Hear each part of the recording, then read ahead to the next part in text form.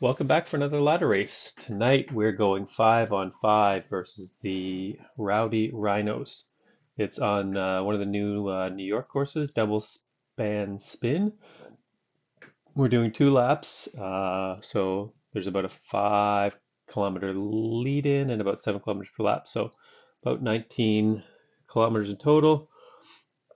Seems to be a good group. We're looking at the power numbers going in. We seem to be relatively evenly matched. There was one rider that we had looked out for in particular, but I guess he fell ill, so they had someone else coming in. So, but still, I think we are pretty evenly matched with this group. So out of the gate, pretty easy, straightforward. We're gonna go start in the Prospect Park, and then we go down into one of the subways, quickly up the escalator.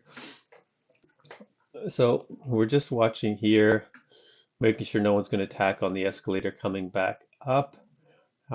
We were going to try to go a little bit hard on some of the early climbs, nothing too major on the lead in or the first lap, just trying to sort of put some hurt into the legs of some of their sprinters so that we'd have a better shot towards the end of the race.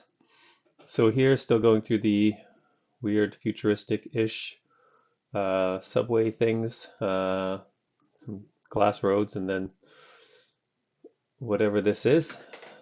Everyone's still together. Nothing's happening yet. Just making jokes amongst the team. Just cracking a few laughs, getting ready. What are we going to do? What's the plan? So here we're coming up to the escalator.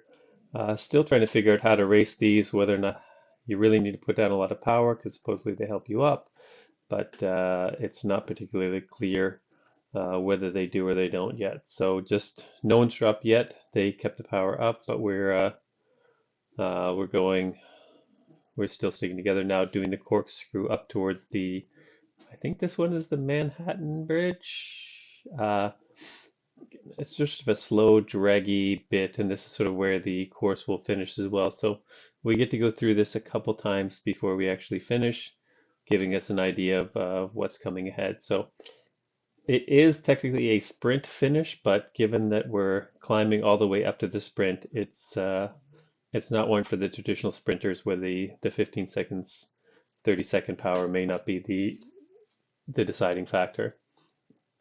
All still together here. No one really went off the back here. We're still going together. The power-ups this race were draft. It was just draft. Often there are 2 different ones in ladder racing, but for whatever reason, it was just only the draft power-up for this one. So somehow I've already burnt through half my watts balance down to 10, which is a bit strange because hasn't been that hard of a start.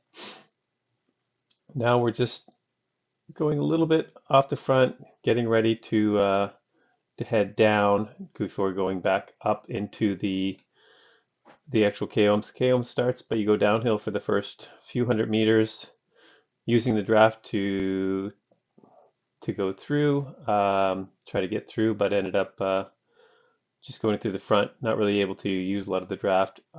Byrne, don't know his first name, he went off the front there and put some pressure on some of his teammates. You see Gross and Brian both got put off the back. Gross quite a bit, and then just power slowly dropped down to 0. We thought, okay, is it a dropout? Is everything okay? You never like to see someone's power go down to 0 middle of the race. You never know what could happen. So just wanted to make sure that he was okay. He's still kind of down to 0, but he was on and off. I think everyone here was too winded on the KOM, but then we started chatting about it on our stream, and then see the power's back up now. We asked what happened, asking if he's okay. Then we sort of heard technical. Maybe he had a technical after he was dropped. Maybe some connection issues, but I think if it were just a dropout, we generally would sit up and offer to wait, and we do a little bit later, but it he was already off the back quite a bit, so it seemed to be sort of like after he was dropped that the technical happened. So here we are back up the through the going back up towards the sprint on the other bridge. So now we've got a numbers advantage, but still it's not sealed up when it's 5 versus 4, especially with the sprint finish. If the other team can take more of the top spots, then they can take it regardless of numbers. So still playing it pretty easy on this one. We're not going to attack. We have a little discussion in place about okay on the Brooklyn Bridge going up that KOM. We will a couple of our guys will go up the road and see what we can do there. See if we can make a split. See what happens.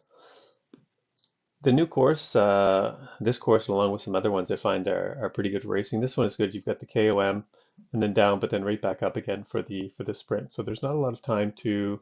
There's a little bit of time to rest, but it's not like some other courses that there's just sort of one punch and then that's it. So it's about a three at our levels. It's about a 3 to 3.5 minute climb up the KOM, and I think the other side is 2 and a bit. And so here they make the move coming up in a second here. I believe it's Vance who goes up um, and really pushes the pace and creates a split amongst the two. Yeah, it's Vance. So Blake and Tim are able to cover here when they go up, but you'll see that I start to fade a little bit. My heart rate is pretty high. The elastic is starting to feel like it's going to snap, and yeah, I'm not able to really hang on as much as I wish I could have. So now we're back in sort of a situation where we've got, and our other teammate Steven, who'd been off the bike for a while, first race back, he struggled and lost touch with both groups here. So we've got 2 versus 2 in the front, 2 versus 2 in the middle, and then we've two dropped riders off the back. So at this point, it's still anybody's race. Dustin starts asking me how I'm feeling, whether I want to go long. There was a conversation a little bit earlier in our team chat about strategies and what numbers should we be looking up. We had Ashley de-essing for us, and so she was looking up some of the numbers. But again, a sprint like this, it's really hard to say whether you look at 1 minute numbers, 15-second numbers, or 30-second numbers because everyone reacts to climbing differently. Some people are able to do a climb and then still push hard with their numbers. So just slowing it down here for the last kilometer. Dustin said he was going to do a push, and I said, well, that's good. I will sit back and lose the wheel and let them try to follow, and then maybe take them over the top of the sprint.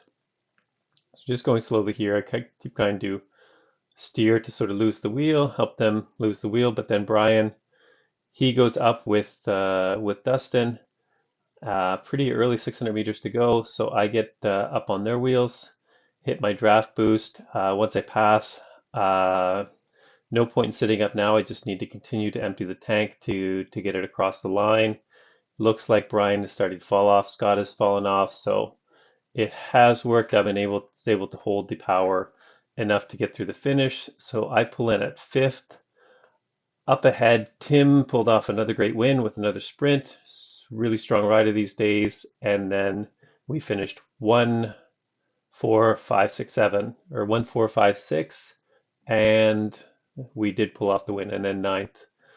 So we did pull off the win. It was a good race. These guys are really good riders. They raced well. They had a good game plan. We just lucked out in the end with just being able to pull over the top in those two groups and sort of take the sprints in those two groups. Just cooling down here with Dustin. Again, great race, and we're racing it again on Saturday with another team. So hopefully use some of this knowledge then.